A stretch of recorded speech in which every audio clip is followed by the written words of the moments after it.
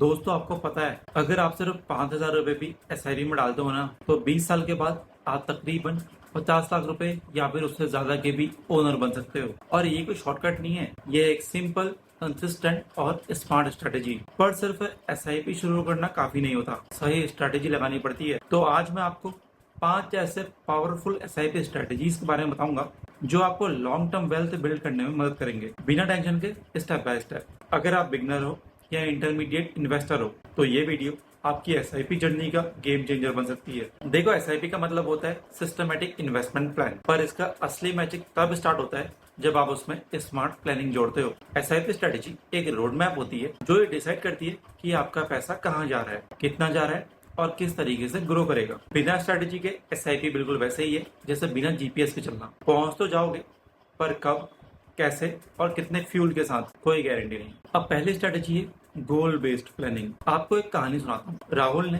3 SIPs बनाई, एक अपनी बेटी की एजुकेशन के लिए, एक अपनी रिटायरमेंट के लिए और एक फॉरेन ट्रिप के लिए। हर एक एसआईपी अलग फंड में, अलग टाइम होरिजन के हिसाब से डाला गया। Result clarity plus motivation. जब गोल क्लियर होता है ना, तब आप एसआईपी मिस नहीं करते। स्ट्रेटेजी ये कहती है कि हर एसआईपी का नाम रख लो, जैसे my dream house SIP, my early retirement SIP. जब आप नाम दोगे ना, तो एक इमोशनल कनेक्शन बनेगा, आपका माइंड भी समझेगा कि ये पैसा कहाँ जा रहा है। एक टिप देता हूँ, शॉर्ट टर्म गोल के लिए debt fund SIP, long term के लिए equity mutual fund SIP, mid term goals के लिए बैलेंस्ड या फिर हाइब्रिड फंड्स। अब दूसरी स्ट्रेटेजी है स्टेप अप एसआईपी स्ट्रेटेजी। एक और कहानी देखते हैं। संदीप एक सॉफ्टवेयर इंजीनियर हर साल अपने एसआईपी अमाउंट को 10% से बढ़ाता है जैसे ही उसका इंक्रीमेंट आता है। उसने 5,000 रुपए से शुरू किया था और 5 साल में वो 90,000 रुपीज इन्वेस्ट कर रहा है। अब उसका पोर्टफोलियो भी स्पीड से ग्रो होने लग गया है, जैसे बोनस पे बोनस मिले। तो स्टेप अप एसआईपी का लॉजिक सिंपल है, जैसे ही आपकी इनकम बढ़ती है वैसे ही आपकी इन्वेस्टमेंट भी बढ़नी चाहिए। एक स्टैटिक एसआईपी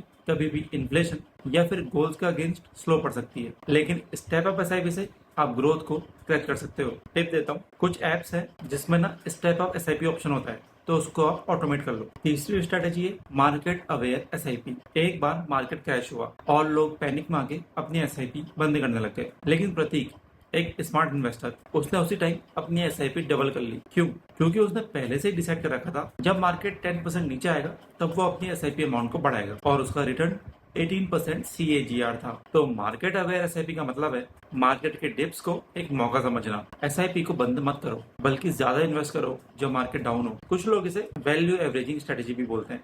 थोड़ा एक्टिव होना पड़ता है पर लॉन्ग टर्म में पावरफुल है। टिप देता हूँ, अलर्ट्स क्रिएट कर लो। निफ्टी 50 या फिर सेंसेक्स जब 5 से 10% गिरे तो एसआईपी को बूस्ट करो। इवन 1 से 2 बार अगर आप एक्स्ट्रा एसआईपी डाल दोगे तो कोई फर्क नहीं पड़ेगा। अब चौथी स्ट्रेटेजी है डाइवर्सिफाइड एसआईपी पोर्टफोलियो। इमेजिन करो आपने सिर्फ एक फंड में एसआईपी डाली और वो अंडर परफॉर्म कर गया, आपका पूरा पोर्टफोलियो इम्पैक्ट हो गया। इसलिए डाइवर्सिफिकेशन जरूरी है। जैसे खाने में रोटी, सब्जी, दाल, सलाद सब चाहिए होता है, वैसे ही एसआईपी पोर्टफोलियो में भी बैलेंस चाहिए। डाइवर्सिफिकेशन स्ट्रेटेजी का मतलब है 3-4 अलग अलग कैटेगरीज के म्यूचुअल फंड में एसआईपी करना। एक लार्ज कैप फंड, एक मिड कैप फंड, एक ELSS tax savings plus equity growth, और एक आपका हो गया इंटरनेशनल फंड या फिर gold ETF, optional but good hedge. इससे रिस्क स्प्रेड होता है और आपका पोर्टफोलियो हर टाइप के मार्केट में दिखता है। एक टिप देता हूँ, एक ही AMC के फंड्स ना लो, उसे मिक्स करो। UTI, ICICI, HDFC, एक्सेस, सबका एक फंड लो। अब 5वीं स्ट्रेटेजी है SIP discipline plus auto debit. एक बार राहुल ने अपने दोस्त अंकित से बोला, वो एसआईपी हर बार मैनुअली करता है पर कभी कभी भूल जाता है, तो अंकित ने उससे बोला फाइनेंस में भूलने की गुंजाइश नहीं होती है। तो राहुल ने तुरंत ऑटो डेबिट लगा दिया और 3 साल हो गए, तब से उसने एक भी एसआईपी मिस नहीं करी। तो एसआईपी का असली हीरो है कंसिस्टेंसी, और कंसिस्टेंसी तभी आती है जब आपको हर बार याद नहीं रखना पड़ता। तो ऑटो डेबिट यूज करो और उस अकाउंट में इतना पैसा रखना कि एसआईपी स्मूथली चले।